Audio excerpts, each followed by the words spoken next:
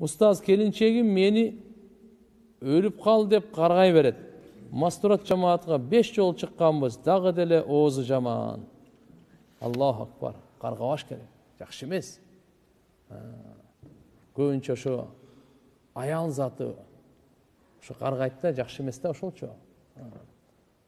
Пайгамбарыбыз айткан, өзүңөргө да, балдарыңарга да, мал мүлкүңөргө дагы каргыш кылбагыла деген.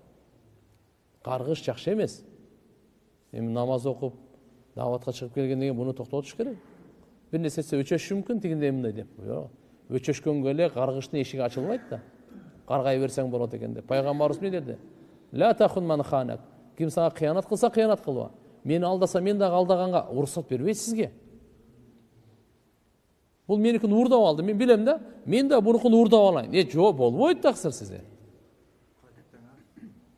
Бул меникин уурдап алса, мен бунукун да уурдап алайын десеңиз, бизде шариятта болбойт. Өчөшүпчү. Ал өчөшүп. Ал уурулугуна өз жооп берет. Бул уурулук кылдыбы? Бул күнөөкөр, чоң күнөөкөр. Сиз уурулук кылсаңыз, сиз да кудум ошондой. Андай болбойт да.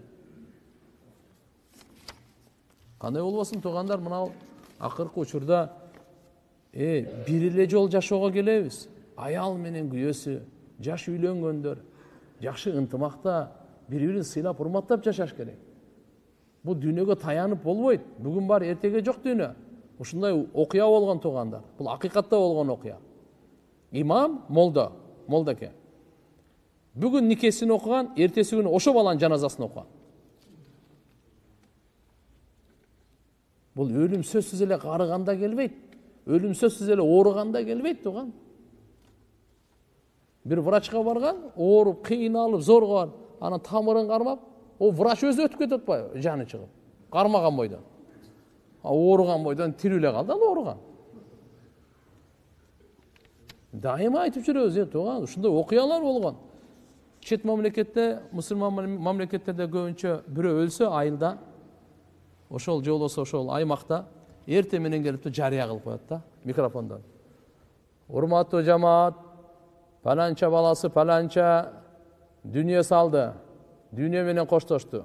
Жаназа намазы саат мынчада деп коет. Деп угуп, элдер келип тур саат ошого. Келсе бир жаназа эмес, 2 жаназа болуп калды. Анан сураптыр, эртең менен эле бир жаназа деди эле, 2 жаназа болуп калып турго. Кимдик экинчиси десе, бая жарыя кылбады эле, ошонуку дептир. Жарыя кылган барбы? Ошонуку деп. Тууган, бул дүйнөгө таптакыр ишенсе, ишенбейиңиз таксыры бар. Жалган дүйнө бекер айтылбайт. Үмүт менен жашайбыз.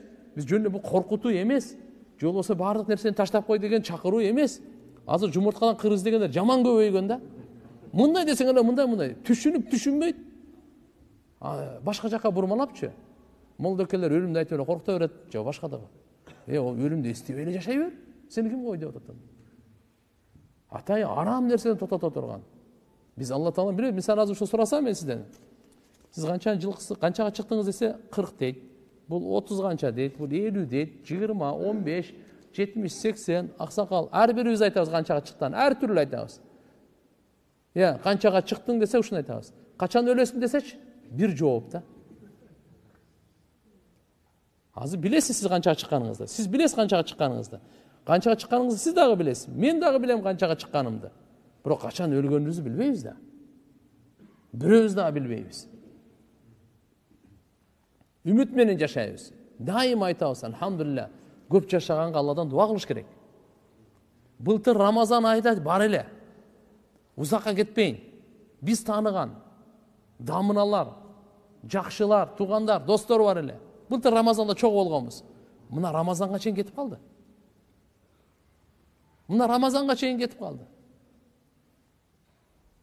Тагдырыбызда бул Рамазан барбы жокпу биз Кудай билет. Кийинки Рамазан барбы Кудай билет. Ошон үчүн күнөө кылбайлы. Ката кетип жаңылыш болуп калса тообаны кечиктирбейли деген чакырык эле. Тагдырыңызда 100 Рамазан жазсын деп мен дуа кылам. 100 Рамазан деген кандай? 100 жыл өмүр көрүңүз деген сөз да. Көп дер Алла Таалам, көпкө жашайлы. Бири-бирибиз дагы 100дөн бери кайтпайлы, 100дөн ары барайлычы. Бир кеп андамы кеп өлүмдү унутпай жашайлы. Жашоого андай чырайыңызга, байлыгыңызга, бийлигиңизге, күчүңүзгө, жашыңызга таянбаңыз. Даже ден соолугуңузга таянбаңыз. Мен ден соолугум жакшы, мен өлбөйм. Андай эмес. Андай эмес. Мен жашмын, мен өлбөйм. Андай эмес. Алданып калбайлы. Ошон үчүн мен күнөө кылсам боло берет экен деген кеп чыкпайт да. Мен кыла берем, анан да көрө жатаарбыз депчи. Узакка барбайм. Менин бир тууган агам, Алла рахматына алсын. Bir şeyhler gelip kaldı, үйüne davatga barıp kaldı, aytıp. Анан ал дагы ушинтип айтып калды. Бирок Кудайга шүгүр намаз окуп кетти, намаз окуп. Айтат элем мындай. Эми кийин окуйбуз деп, сөз бар эле го анда мурдачы. Карыганда окуйбуз депчи. Анан бир сөз айтканда, көп токту козулар бар го, энесинен мурда союшка жарай берет деген да. Мен мына сөз эсимден кетпейт да. Энесинен мурда союшка жарай береби, жарабайбы? Сиздер айтсаңыздар, мен суроо берейин. Жарай берет. Канча деген, туугандар, канча деген дүйнөгө келген тартиби бар, кеткен тартиби жок. Келгенде биринчи ата келет, бунун баласы келет, анын баласы келет, анан баласы келет. Чоң ата, бала, атасы.